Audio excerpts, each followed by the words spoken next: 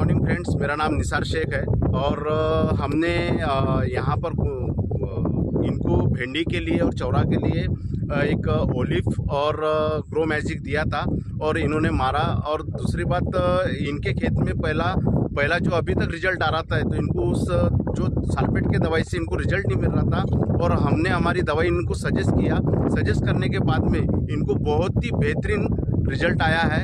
तो इनकी कहानी, इनकी जुबानी ये बताएंगे कि कौन सी दवाई मारने से ये भिंडी को और चौड़ा को रिजल्ट आया। तो प्लीज सर।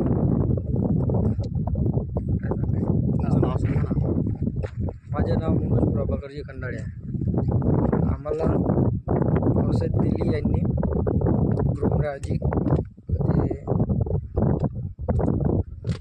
तिला आम्हाला रिझल्ट छान भेटला। रिझल्ट छान जाण्यालायक होती।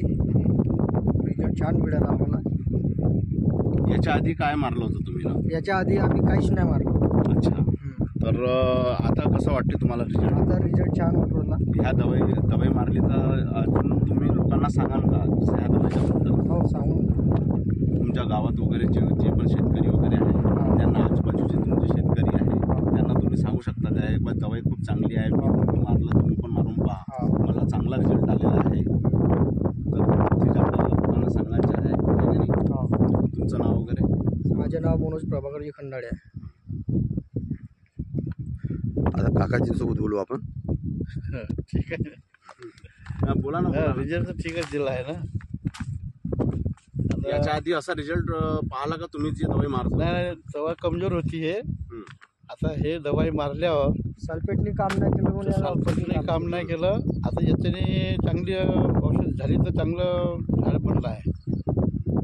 आता इथून का होते पुढं सांगू? ठीक आहे, ठीक आहे। पहा मित्रांनो, आता आपण ग्रो मॅजिक